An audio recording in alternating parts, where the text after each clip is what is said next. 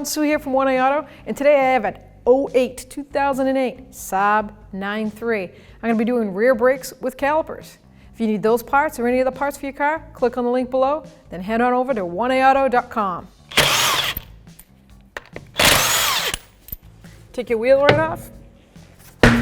So here we have our rear brakes. I've already looked at these because I wanted to make sure if we needed calipers or not, and we do. The piston will not screw in. This is a screw type because it has an e-brake bracket to it. So every time you pull up on the e-brake, parking brake, this bracket will move. Let me see if I can get a pry bar, get that to move for you. See, it pulls on, and it, like a corkscrew, screws that piston out onto the rotor and the pads. So what we have here in New England, we have conditions where corrosion happens all the time. This is an aluminum caliper, and this is an aluminum bracket. And the parking cable is just a steel shank. There's no clips, doesn't lock in, it just pops through. Well, now you have a steel shank on an aluminum caliper. And in New England, this is like a typical Mother Nature weld. That's what I call it.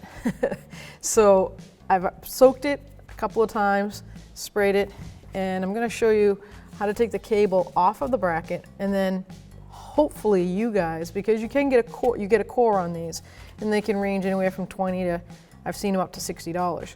So you want to return the old one if possible, so you can get your money back. So first thing we're going to do is take the cable off. I just take a pry bar, pull on the arm, and lift the cable right out. So now that's disconnected. This is supposed to pull right out. I do have some movement. That is great. So I have been soaking it, like I said, to see if I can get some movement. Let's see if I don't have to cut, because if so, I'm going to have to cut this aluminum loop, and then there'll be no core for this caliper. So I'm going to make a little noise. I'm going to hit it with a hammer, see if I can rattle some of that.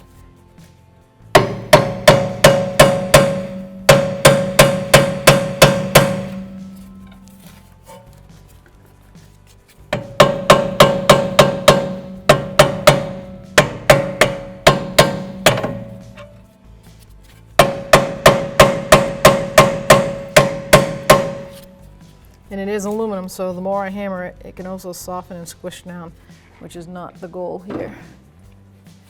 You can see it's really bad in there. There you go, I'll put some light on the subject. I'm gonna take a small screwdriver, see if I can chisel away a little bit.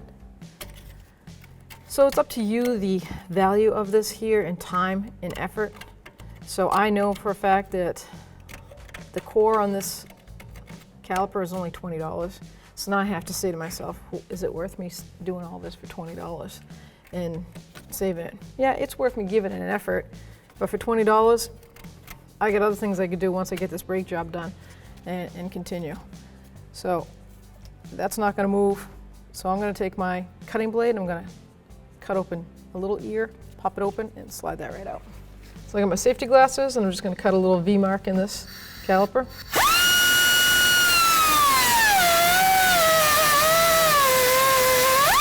Being careful that I don't go all the way through because I'm not replacing the parking brake cable.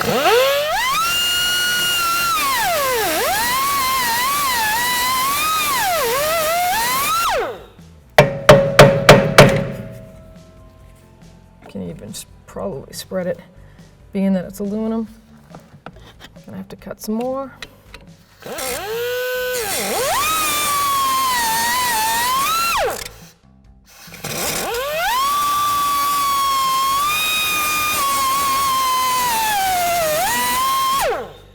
I got it this time.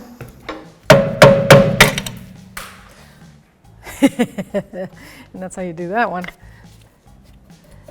It's still in there pretty good.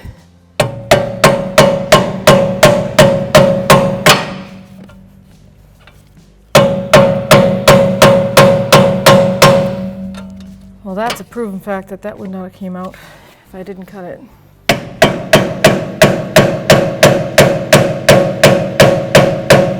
So after some perseverance of hammering away, the ear broke off some more, and that's how the cable comes out. But now you can get a good close-up look at the corrosion that happens.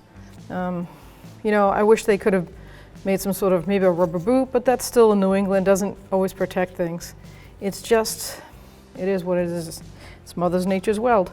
Steel and aluminum do not mix. So now with that out of the side, we can get free to take this caliper off. First thing I'm going to do is remove that anti-rattle clip on the outside.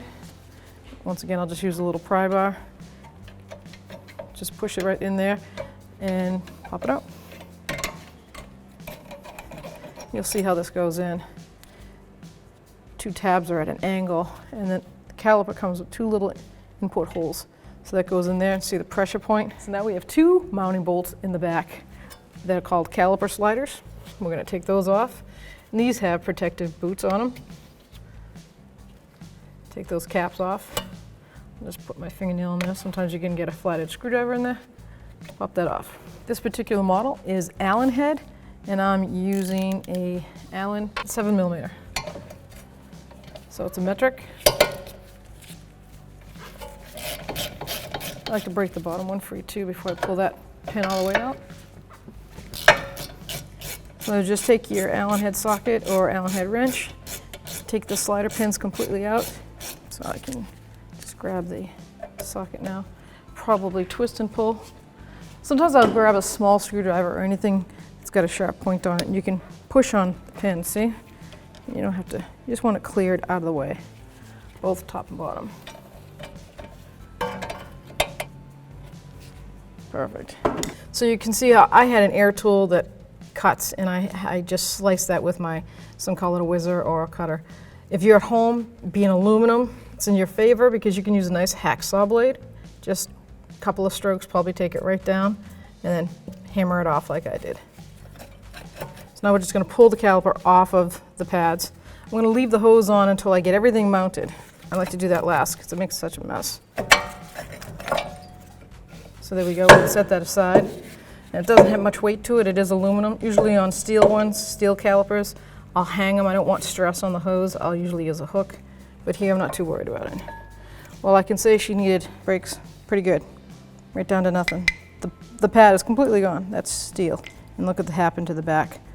That's because that's a twist style piston, and it just was so old and rusted, it just, every time it twisted before it seized, it just twisted that right up. So now we have to remove our caliper bracket off of the rear knuckle. And these bolts, mounting bolts, are what they call inverted Torx. So that's what the socket looks like. It's not a 12 point, it's not a 18 point, it is an inverted Torx. And it's number 18. I'm going to use a big 1/2 inch breaker bar, ratchet, snap those free. The top one is somewhat challenging because of the suspension bolt. Now another thing you're going to notice while we disassemble and assemble, even the bolts, once they're broken free, they don't come out easily because if they're steel on aluminum, they also like to put a lot of thread locker on there. So it's pretty typical the manufacturer did that. So we're also going to reapply some and torque these to the high torque spec that the manufacturer recommends. So there's the bottom bolt. You can see all the blue thread locker in there, so that's medium strength. The red is for heavy duty. We'll clean that bolt up before we reapply it. Now the top one, here we go. It's going to come at a slight angle, and I'm going to hope that it doesn't pop off, that I can at least break this free, because I've got to clear that stud of that suspension bolt.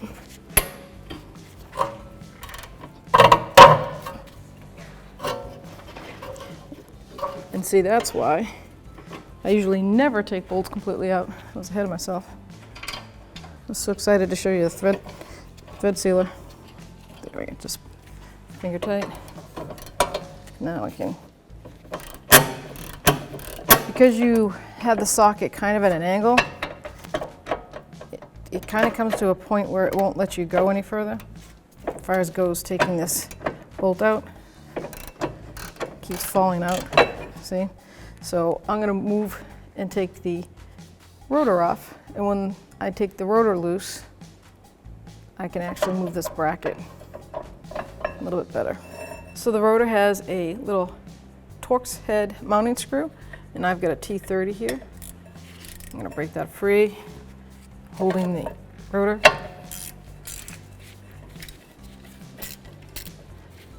You'll see now that I can get the throw out of that bolt, and I'll bring that bolt in from further this way so I can get a good hold on it with the socket. Brings the bolts in more.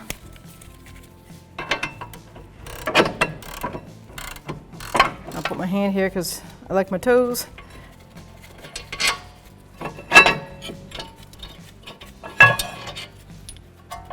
Get that bracket out of the way. And there we go. So we're going to reuse these bolts, but not the bracket because I got a new caliper bracket. Came with the caliper. Take your rotor right off. You can see the hub. It's pretty rusty, so we're going to clean that up before we install the new one. Here we have our new set of brake pads and rotors for our 08 Saab. So the pads come with the nice rear shims mounted to them. Already has an anti-rattle clip right into the space. It's got a nice angled cut to help the brake dust disperse, and a cooling slice that keeps the pad nice and cool. I'd love to compare it to the old ones, but we're limited on what we have. So this one's completely gone. You can see here there is no beveled edges, and there is no slice down for the cooling of it. There's plenty of thickness there still that you should see some sort of line. But because they probably don't have that cooling line, you can see now it's starting to lift too from the heat. And that's probably what happened to this front one. The bonding comes undone from the heat, and it just boop, pops off while you're driving down the road. And you're like, I swear I didn't hear a noise yesterday. And that's why. Our new brakes come with the anti-rattle clip. Comes in the set with the brake pads. And our rotors are nice cross-cut. Has the hole for the mounting to the hub. And it's a solid rotor on this particular model. No vented needed. Comes with the manufacturer's specs for the diameter. So if you need this part or any other part for your car, click on the link below and head on over to 1AAuto.com.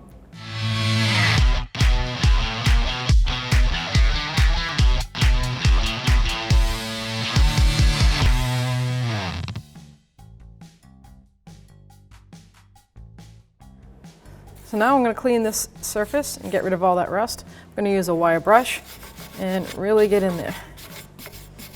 Now, just finishing up, make sure that you definitely get in here because that's where that rotor sits nice and flat on that hub. You want it to be mounted, surface, clean, everything flat, so you get no brake pulsation from it not sitting correctly.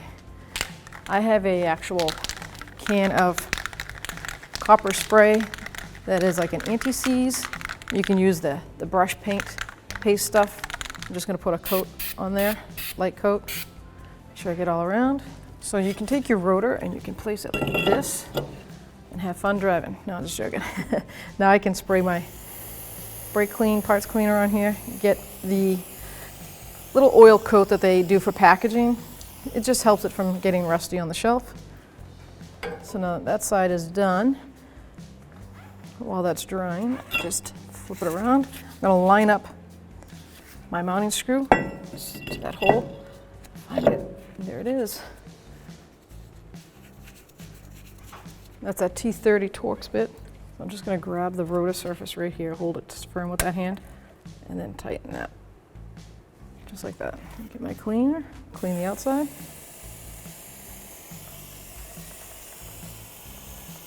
Let that air dry. Get ready to mount that caliper. I'm gonna go get the new one out of the box. So here we have a caliper that we got aftermarket. Our company does not sell it, 1AAuto. So I wanna show you how to get it ready to mount it. So I'm gonna take out these new slider pins, which is perfect. All new calipers should come with. That's that Allen head. That's in there pretty good.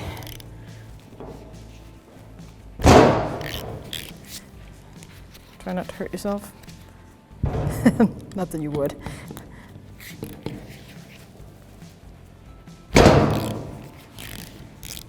That's supposed to be 22 foot-pounds. I think it's a little over. Before we take those slider pins out, I'm going to take this anti-rattle clip off. I'm just going to take a small screwdriver, pry bar. There you go, easy peasy. So now I'll take the pins the rest of the way out. And there we have the caliper bracket. We're going to mount that on prior to putting the caliper on. And this is the caliper piston.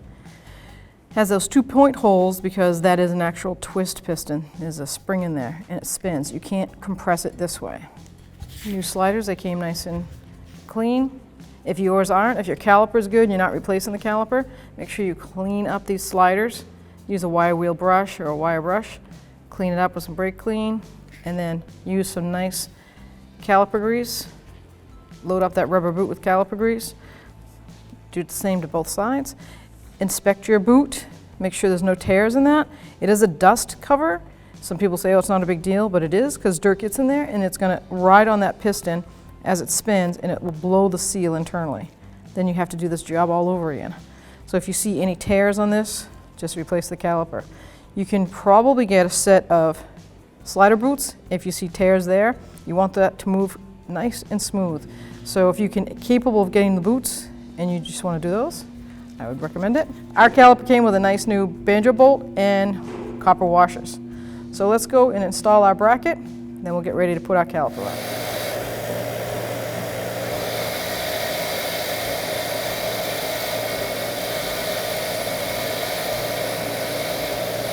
Here we have our rear caliper mounting bolts. So like I said earlier in the video, Saab/GM for this year, make and model, they love to put, especially if you have an aluminum caliper, steel bolts, aluminum bracket, they want to put a lot of thread locker on there. In the rear, they recommend the blue, which is medium strength. So I have a nice gel. That way it doesn't make a mess, it's cleaner. And I just embed it in the threads. So when I thread that in, and now there's no dry time, I don't have to rush. I can thread that right in and then have time to torque it. I'm going to line up my new bracket. Put the bottom bolt in, hand start it. Remember the socket doesn't fit on this. So I'm going to put the top one in as flush as I can.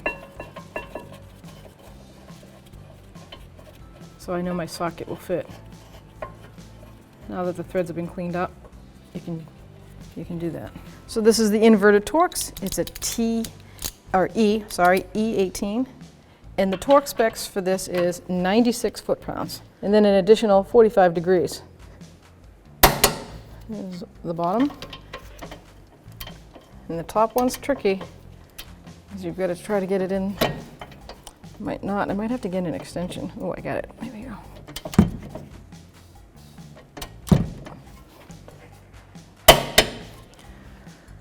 Okay, so now I'm going to transfer over to my long 1/2-inch ratchet and try to get this extra 45-degree angle.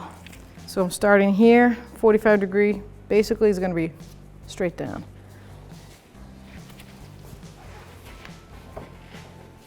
I think that's going to be good enough.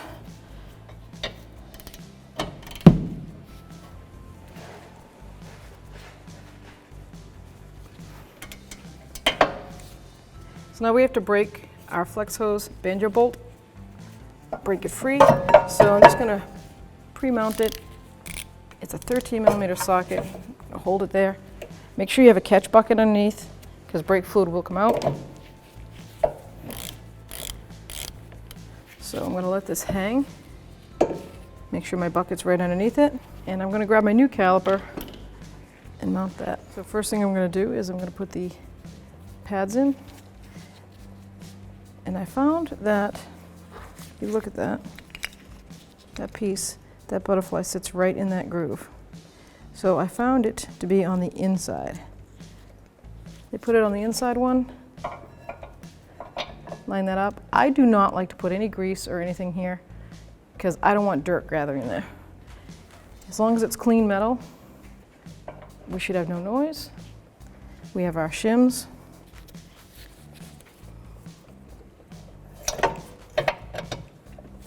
Line the top pin up, line the bottom pin, get my Allen socket, thread it in by hand, get the top one started. The reason I'm doing this is because I want to throw that hose right on as soon as I unbolt it completely from that caliper. Okay, so now I know where my spot is right there. I've got my new banjo bolt and washers ready to go. Okay. Set that caliper down in there. Take the old bolt off and make sure that I get all the washers out of there. See on the flex hose, you can see that washer is still there. You want to break that free. I like to just go like this with the old banjo bolt, and usually it pops right off. New banjo bolt, new washer goes on the outside. Put the new washer on the inside, and then line that right up.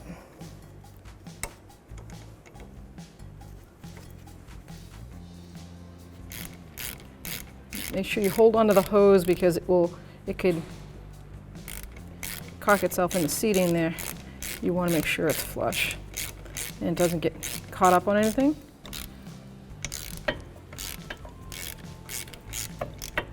Okay. You want those copper washers to seat. Perfect. So now I'm going to finish tightening up the caliper slider pins. Once they're bottomed out, it's 21 foot-pounds. Get my little 3/8 torque wrench. Okay, 21 foot-pounds.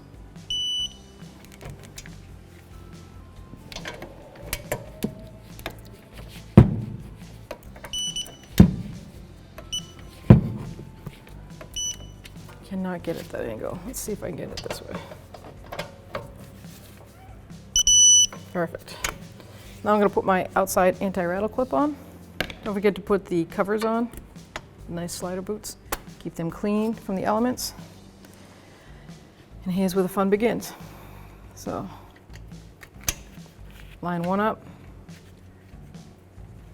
I like to line the other one. And spring loaded, so I have it lined up. I have my thumb on the bottom part. Tap it right in. So now all we got left to do is put this e-brake cable on. I'm just going to take a brush, see if I can get some of the rust chunks off all the way around. And I'm going to spray that with that copper spray, so hopefully the next 50,000 miles someone doesn't have to do with what I did. I can get it to slide right up. See, it seats itself perfect. Now as far as that cable goes, I'm just going to get my little pry bar. You can use pliers, so everyone does this differently. It's that easy. So now we've done the brakes, we have our new calipers. So I want to bleed those. We already did it. I put a bucket down below, I opened the bleeder screws, let it gravity bleed a little bit, then I closed them, went inside, and on the corkscrew type, any spring-loaded caliper where the piston is a twist, you want to grab your e-brake first. Pull up on that a couple of times, you'll feel it get real firm. That adjusts that e-brake and brings that piston out as far as it's going to go before it bleeds out. So then you can make sure that bleeder screw is closed, pump the brakes up, come out, open it up, and get the air out, or if you have a partner in crime, they can hang out inside and do it with you.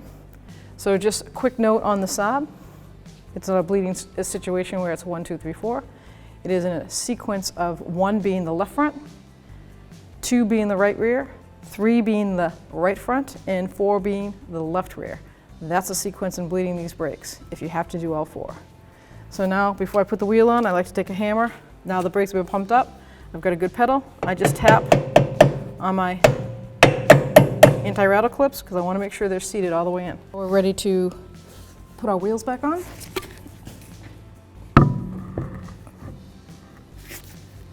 These being the wheel studs.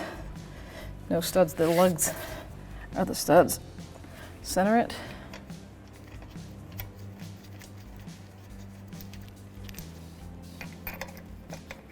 .17mm socket. I like to start at the bottom, tighten in a star pattern. I'm just bottoming them out because now I'm going to go get the manufacturer's specs and I'm going to torque these wheels. So the wheel torque is 81 foot-pounds.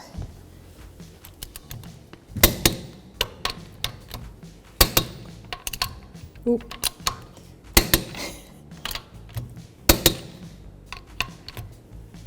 Double check.